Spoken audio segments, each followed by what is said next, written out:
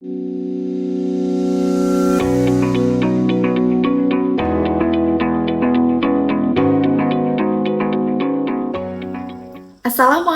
warahmatullahi wabarakatuh. Salam sejahtera untuk kita semua. Perkenalkan, nama saya Karissa Dinar Agus Priyanti, salah satu dosen di program studi S1 Arsitektur Fakultas Teknik Sipil dan Perencanaan Universitas Internasional Batam. Melalui video ini, saya akan menjelaskan salah satu mata kuliah yang saya ampu, yaitu Studio Desain Arsitektur 3, sebagai bagian dari unjuk kerja Tridharma Perguruan Tinggi bidang pengajaran. Untuk memastikan kualitas proses pembelajaran, saya menerapkan komponen delivery, interaction, dan assessment, di mana delivery merupakan penyampaian materi yang baik kepada mahasiswa. Interaction adalah proses interaksi yang memadai dengan mahasiswa selama proses pembelajaran, sedangkan assessment adalah cara penilaian yang adil dan terukur terhadap pemahaman mahasiswa. Secara umum, mata kuliah Studio Desain Arsitektur 3 yang berbobot 6 SKS ini memberikan kesempatan bagi mahasiswa untuk belajar proses perancangan arsitektur bentang lebar secara komprehensif, mulai dari pengenalan tipologi arsitektur bentang lebar, menganalisis kondisi tapak dan lingkungan, program ruang, pendekatan perancangan, desain skematik, hingga mempelajari teknik komunikasi dalam menyajikan hasil rancangannya. Selanjutnya, ketika arsitektur tidak hanya berbicara tentang fisik, ia dapat menjadi tempat yang bermakna bagi manusia dengan menghadirkan ruang dan lingkungan yang sehat dan produktif. Keterbatasan fasilitas olahraga publik yang memadai dan mendukung keberlanjutan lingkungan di Kota Batam menjadi tantangan tersendiri. Kebutuhan ruang untuk mendukung kesehatan fisik dan mental masyarakat di Kota Batam mendorong Studio Desain Arsitektur 3 untuk secara khusus mengusung proyek yang bertemakan Batam Sports Center, Improving Health and Well-being of People Through Placemaking and Biophilic Architecture. Diharapkan mahasiswa nantinya dapat memiliki kemampuan untuk mendesain pusat olahraga sebagai ruang publik yang berwawasan lingkungan, serta berkontribusi untuk meningkatkan kesehatan dan kesejahteraan masyarakat. Untuk komponen delivery, saya mengikuti RPS atau Rencana Pembelajaran Semester selama periode pembelajaran 1 semester. Terdapat satu capaian pembelajaran lulusan atau CPL pada mata kuliah ini, yang diturunkan dari profil lulusan yang telah mengacu pada visi misi program studi arsitektur, antara lain design ability atau kemampuan merancang. CPL tersebut kemudian diturunkan kepada capaian pembelajaran mata kuliah atau CPMK. Adapun 4 CPMK dari mata kuliah Studio Desain Arsitektur 3 meliputi: yang pertama, mahasiswa mampu menganalisis konteks dan kondisi tapak sebagai dasar pertimbangan merancang. Yang kedua, mahasiswa mampu merancang kawasan dengan massa bangunan tunggal berstruktur bentang lebar sesuai dengan prinsip, kaidah, dan standar. Yang ketiga, mahasiswa mampu menerapkan pendekatan placemaking dan arsitektur biofilik dalam proses perancangan kawasan dan massa bangunan tunggal struktur bentang lebar. Yang keempat, mahasiswa mampu menghasilkan luaran desain yang solutif, inovatif, dan kreatif, serta dapat dikomunikasikan dengan baik. Untuk memenuhi CPMK tersebut, terdapat 10 sub-CPMK yang merupakan kemampuan akhir yang akan dicapai pada masing-masing fase pembelajaran selama 16 kali pertemuan. Adapun materi pembelajaran Studio Desain Arsitektur 3 mencakup arsitektur bentang lebar, analisis tapak, ruang publik dan placemaking, arsitektur biofilik, program ruang, desain skematik, pengembangan desain, gambar kerja, dan teknik komunikasi arsitektur. Semua materi tersebut memiliki acuan utama seperti Site Analysis, Diagramming Information for Architectural Design, Data Arsitek, A Visual Dictionary of Architecture, Spanning Space, Horizontal Span Building Structures, Responsive Environments, A Manual for Designers, dan Biophilic Design, the Theory, Science, and Practice of Bringing Buildings to Life. Selanjutnya, pada komponen interaction, Studio Desain Arsitektur 3 menerapkan metode pembelajaran yang berpusat pada mahasiswa atau student-centered learning. Metode tersebut kemudian saya terapkan lebih jauh dengan project-based learning atau pembelajaran berbasis proyek, di mana mahasiswa terbagi menjadi kelompok-kelompok kecil diwajibkan untuk menyelesaikan sebuah proyek desain arsitektur dalam satu semester. Untuk mempermudah sekaligus mendorong kemandirian mahasiswa dalam proses pembelajaran, saya memanfaatkan sistem e-learning melalui Learning Management Systems atau LMS yang bisa diakses kapanpun oleh mahasiswa. Dengan memanfaatkan beragam fitur di LMS, mahasiswa dapat mengakses RPS, modul atau materi pembelajaran, forum diskusi, latihan, kuis, dan tugas. Penyajian soal dan pengumpulan ujian juga sudah terakomodasi di LMS, sehingga semua tahapan pembelajaran dapat berjalan dengan efektif dan efisien. Selain itu, perkuliahan tatap muka dengan mode ceramah, diskusi tanya jawab, dan bimbingan saya laksanakan tiap minggunya untuk memastikan mahasiswa benar-benar memahami teori sebelum mengimplementasikannya ke dalam proyek perancangan mereka. Saya juga memberikan kesempatan bagi mahasiswa untuk mempresentasikan progres proyek mereka di beberapa pertemuan, sehingga interaksi antara kami dan bahkan antar mahasiswa dapat lebih terjalin dan terstruktur. Untuk mendukung interaksi lebih lanjut, saya juga menyediakan grup chat pada aplikasi WhatsApp di mana saya dan mahasiswa dapat berkomunikasi secara langsung dengan cepat, baik itu untuk berbagi informasi dan literatur, ataupun tanya jawab beberapa hal yang belum dimengerti. Sebagai komponen terakhir, sistem penilaian pada Studio Desain Arsitektur 3 mengacu pada RPS, di mana terdapat 5 indikator yang akan dinilai, yaitu proyek, tugas, UTS, UAS, dan partisipasi. Instrumen ini disampaikan kepada mahasiswa sejak pertemuan pertama, agar mereka mengetahui bobot penilaian masing-masing indikator, di mana tugas 20%, partisipasi 10%, UTS 10%, UAS 10%, dan proyek 50%. Di dalamnya termasuk kriteria seperti kemampuan design thinking and creative thinking, kemampuan komunikasi verbal dan nonverbal, kemampuan kontribusi kerjasama, dan yang terakhir tanggung jawab dalam pekerjaan. Untuk bisa dinyatakan lulus, mahasiswa wajib memenuhi kriteria tingkat kehadiran minimal 75% dan nilai minimal 56. Sebelum semester berakhir, saya selalu menyampaikan kepada mahasiswa nilai-nilai tugas dan lainnya hingga saat itu, sehingga mereka akan mengetahui apakah ada nilai yang perlu diperbaiki atau tidak.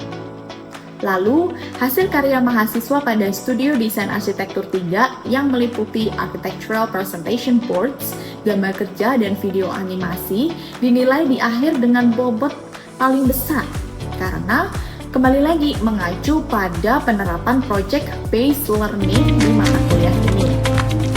Karya-karya terbaik tiap tahunnya didokumentasikan menjadi satu dan berkesempatan untuk mendapatkan sertifikat hak kekayaan intelektual. sebagai bentuk apresiasi dan perlindungan hukum atas karya tersebut.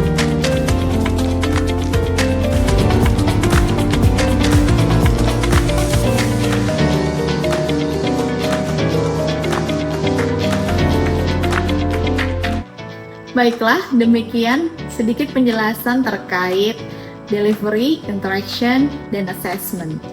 Selanjutnya, saya akan menayangkan proses pembelajaran di mata kuliah Studio Desain Arsitektur 3. Semoga video ini bermanfaat. Sekian dan terima kasih.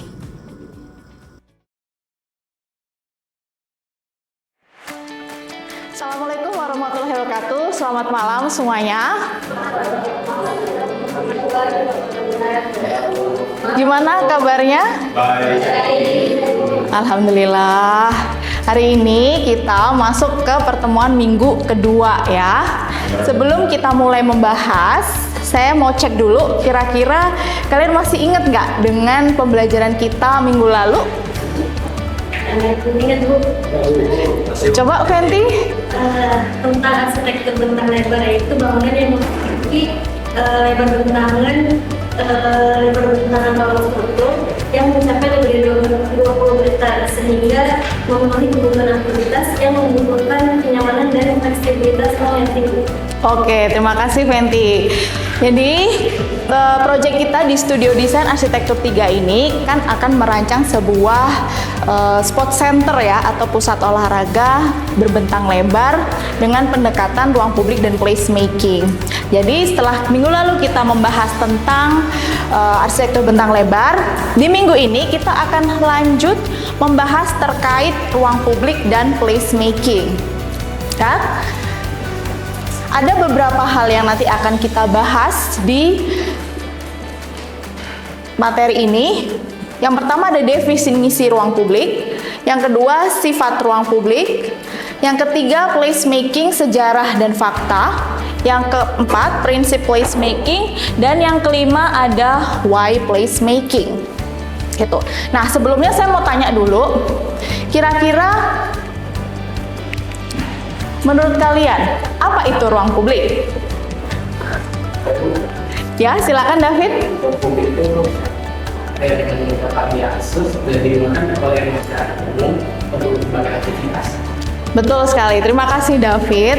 Jadi ruang publik di sini bisa diartikan sebagai ruang yang berfungsi untuk tempat menampung aktivitas masyarakat, baik secara individu maupun secara berkelompok.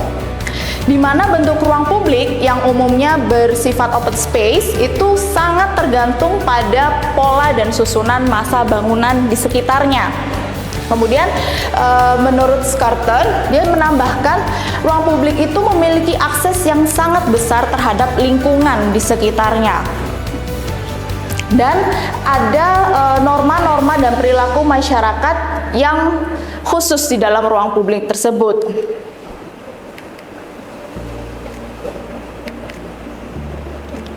Ada beberapa kriteria ya terkait ruang publik yang ideal. Jadi beberapa sifat ruang publik yang ideal itu diantaranya adalah demokratis. Seperti yang disampaikan oleh Jihan, dia harus bisa diakses oleh siapa saja. Dia bersifat inklusif dan menjamin kebebasan dalam beraktivitas di dalamnya. Mau aktivitas individu, mau aktivitas kelompok, aktivitas dari pemerintah, komunitas setempat, segalanya itu bisa dilakukan di ruang publik tersebut. Kemudian Carmona juga menambahkan bahwa aksesibilitas antara lain mencakup kemudahan akses ke lokasi ruang publik dan juga kemudahan pergerakan di dalam ruang publik itu sendiri. Kemudian sifat yang kedua adalah bermakna. Di sini artinya ruang publik harus memungkinkan manusia sebagai pengguna ruang untuk membuat hubungan atau koneksi, ikatan yang kuat antara ruang dengan kehidupan mereka dan dunia yang lebih luas. Tuh. Karena lagi-lagi ruang publik adalah tentang bagaimana cara orang bisa stay di sana lebih lama, bagaimana caranya orang bisa kembali ke sana. Oleh karena itu ruang publik yang ideal haruslah ruang yang bermakna dan penting untuk penggunanya. Kemudian yang terakhir ada responsif. di mana responsif ruang publik harus tanggap atau mampu memenuhi kebutuhan pengguna gitu. Karena penggunanya tadi beragam, ruang publik harus bisa memenuhi semua kebutuhan dari pengguna-pengguna tersebut gitu. Karena lagi-lagi sifatnya dia inklusif. Dan responsif ini terwujud di desain fisik maupun pengelolaannya. Nah, dalam merancang ruang publik ya, ada beragam pendekatan. Tetapi salah satunya yang saat ini tuh banyak ya yang menggunakan pendekatan ini karena dia fokus kepada masyarakat, komunitas gitu. Yaitu adalah place making gitu.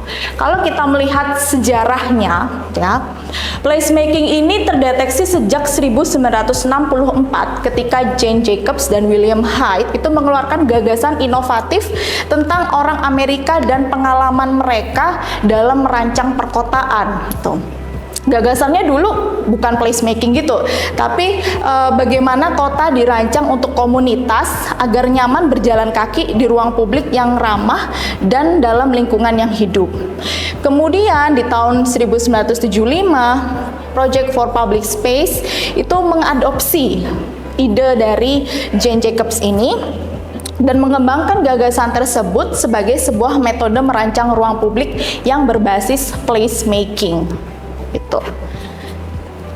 Di sini kita bisa lihat juga ya, ada websitenya. Kalau kalian mau mengecek ya lebih jauh lagi seperti apa sih penerapan atau praktik dari pendekatan placemaking ini. Karena ini sudah bersifat global ya, di seluruh dunia. Ketika kita mau merancang ruang publik, itu pendekatan ini bisa digunakan. Itu kalian bisa akses www.pps.org.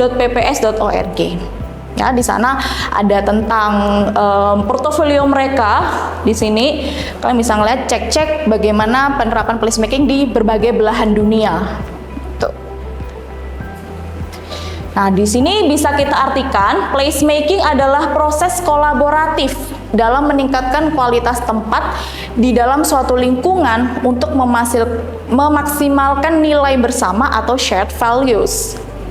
Dan placemaking ini menitik beratkan pada proses memfasilitasi pola penggunaan ruang yang kreatif, memberikan perhatian khusus pada identitas fisik, budaya, dan sosial yang menentukan suatu tempat dan mendukung evolusi berkelanjutan pada era tersebut.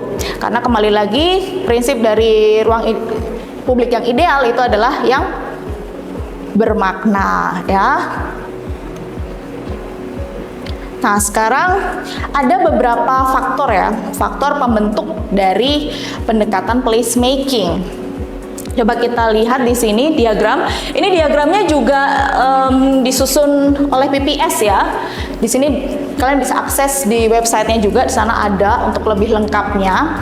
Tapi kurang lebih ya, pendekatan placemaking itu mengandung 4 aspek atau 4 faktor. Ada uses and activities, comfort and image, access and linkages, and sociability. Coba kita lihat satu-satu ya. Oke, yang pertama adalah akses dan keterhubungan atau access and linkages. Intinya adalah terdapat pilihan akses untuk pergerakan pengguna dari satu tempat ke tempat lain. Kemudian ada keterhubungan yang baik sebuah tempat dengan sekitarnya, baik secara visual maupun fisik. Kemudian yang ketiga ada kemudahan pencapaian dan parkir khususnya transportasi publik gitu. Nah, kita coba lihat contohnya ya. Nih, untuk akses dan keterhubungan, kalau kalian melihat ini ada 3 contoh gambar. Ada yang kira-kira mau mencoba menganalisis gitu, menilai terkait akses dan keterhubungan dari ketiga contoh ini? Ya, silakan Vincent. Dari gambar tersebut ya, terintegrasi antara Bapak dan Bapak mengakomodir kebutuhan bagi pengguna lansia. Betul, terima kasih Vincent. Jadi benar ya, di gambar pertama itu kita lihat ada integrasi antara tangga dan juga rem. Itu. Ketika tidak memungkinkan gitu ya, lahannya terbatas untuk mengakomodir rem tersendiri, kita bisa mendesainnya digabung bersama dengan tangga seperti ini. Nah, kita lanjut lagi faktor yang kedua, yaitu faktor comfort and image atau kenyamanan dan citra. Aspek kenyamanan dan citra ini tuh menitik beratkan pada kenyamanan suatu tempat gitu, yang bisa dilihat dari kebersihan, keamanan, dan bahkan ketersediaan tempat duduk itu sangat penting gitu di ruang publik ya. Kemudian yang kedua adalah identitas tempat atau lingkungan, harus mudah dikenali atau diingat itu, karena lagi-lagi ruang publik harus bermakna. Kemudian yang ketiga adalah kualitas tampilan fisik yang dapat mempengaruhi persepsi positif terhadap tempat atau lingkungannya. Itu ya, coba kita lihat dari contohnya. Bisa kita lihat di sini, ketika ada desain ya, lingkaran gitu, di tengah ada tamannya, ada kolamnya di mana anak bisa bermain, disediakanlah tempat-tempat duduk di sekitarnya gitu ya. Selain untuk aktivitas orang-orang untuk menikmatin gitu kan, yang ada di lapangan tengah ini, itu bisa juga digunakan gitu oleh orang tua untuk memudahkan pengawasan ketika anaknya bermain di sana, seperti itu ya. Lalu kalau kita lihat yang di gambar kedua ini, kita bisa lihat ya penggunaan warna-warna yang menarik, yang kontrasnya tinggi gitu kan, untuk menunjukkan kalau oh ini memang area bermain untuk anak gitu. Ketika ada area yang dirancang khusus seperti itu gitu kan, jadinya ada persepsi positif di sana. Kalau di sana itu aman gitu, karena itu memang dirancang khusus untuk anak-anak, seperti itu ya. Lalu yang ketiga itu dengan kualitas tampilan, bentuk bangunannya itu bisa memberikan karakter tersendiri gitu terhadap ruang publiknya.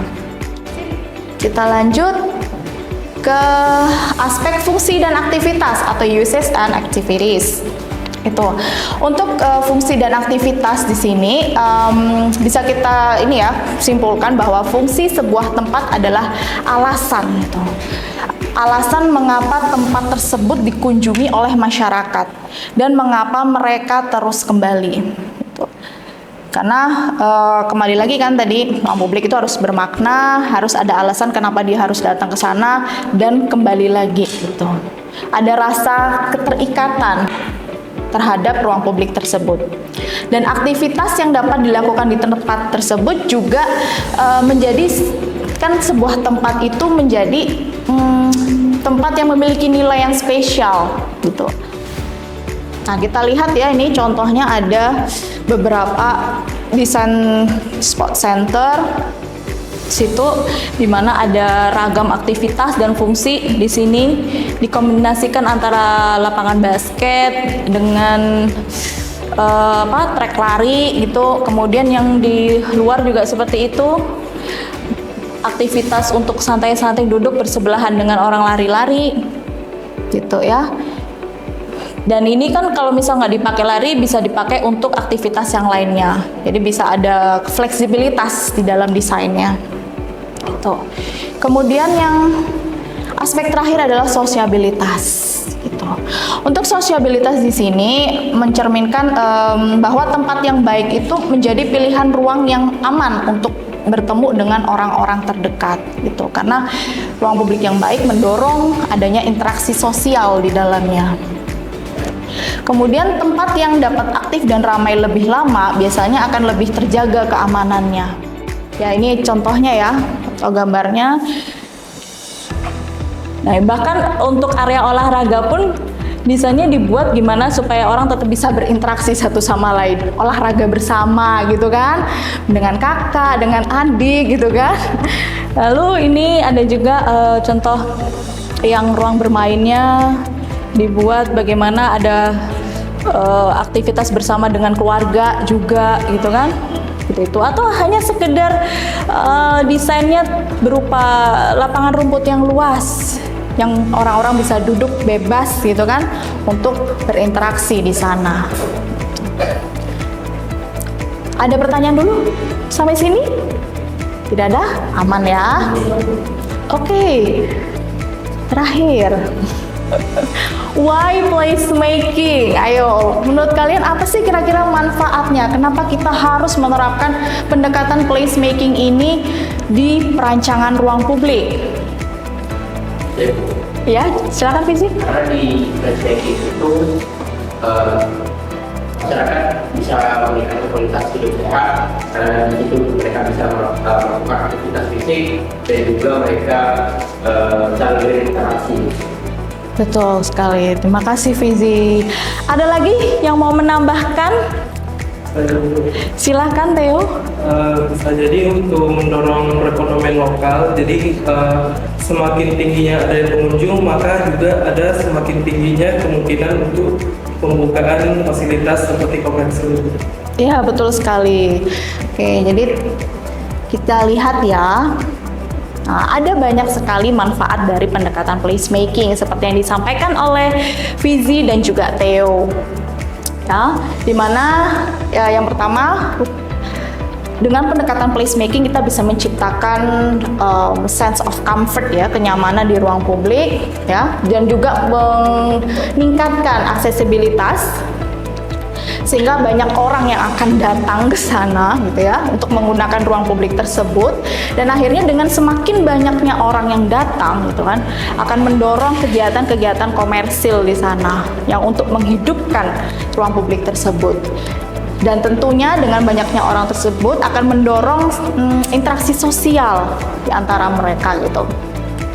Dan selanjutnya adalah mempromosikan kesehatan, karena lagi-lagi orang di sana beraktivitas fisik maupun non fisik, kemudian ketemu dengan orang-orang, otomatis kan kondisi psikisnya ya selain fisik akan semakin meningkat gitu.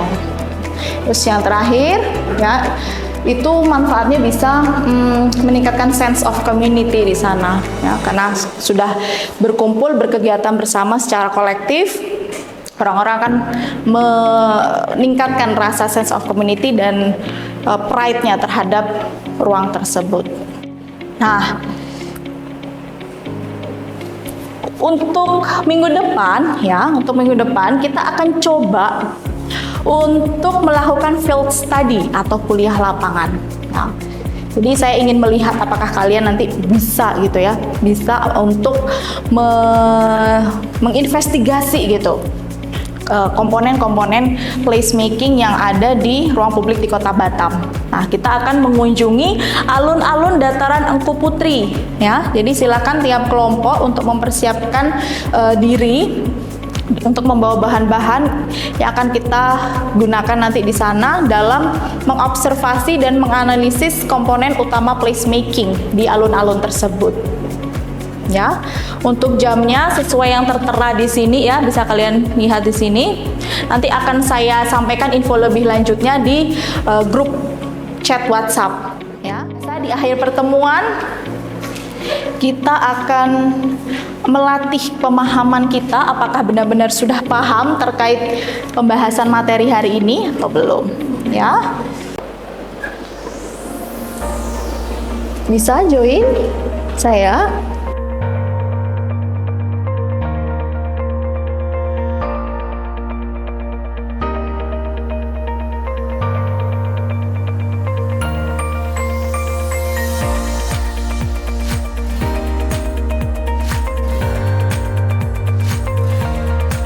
Siapakah yang memenangkan kuis ini? Juara ketiga Jack Cloud. Tepuk tangan dong. Yang pertama Umi TV. Terima kasih semuanya sudah hadir hari ini. Kita ketemu lagi nanti di minggu depan field study ya. Jangan lupa dipersiapkan semuanya. Oke? Baiklah, kalau tidak ada pertanyaan, saya akhiri. Wassalamualaikum warahmatullahi wabarakatuh. Selamat malam.